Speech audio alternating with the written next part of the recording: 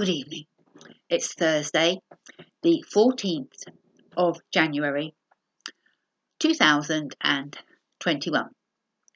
Diane Hands bringing you Book for the Day, Human Crossings, 9 stories about refugees. And I've been reading to you a story that was written by Clara, Heuvel, entitled A Treasure. And Obabu was just being interviewed for the second time to see if he will be able to stay in Italy.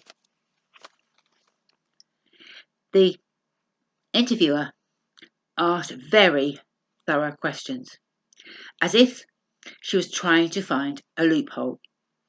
She asked question after question. She didn't stop. Why did you do this? Why didn't you do that? What do you mean? With whom were you? Where were you when this happened? Which officers from the government did you have problems with? What day was it? Do you still remember the month this happened? Or that happened? Do you remember the season? The year? Was this in the evening or during daytime? Do you have evidence or any papers to prove this happened to you?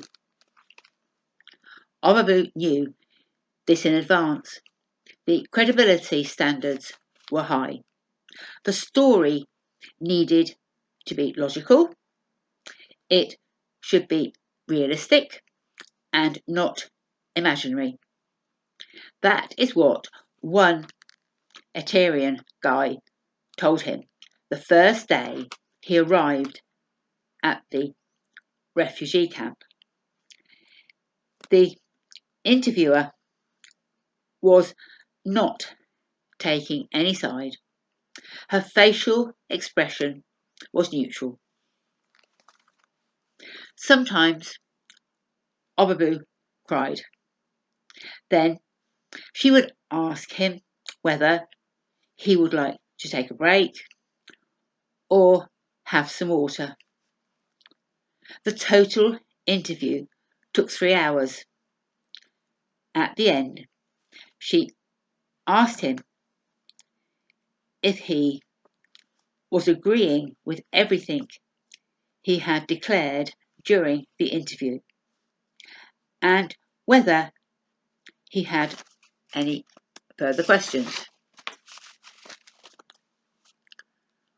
When will I hear a reply? Obabu asked. She responded, it will take some months, but it can be sooner. Where will I live now? Obabu asked. You will be brought to a big house with other refugees close to the mainland.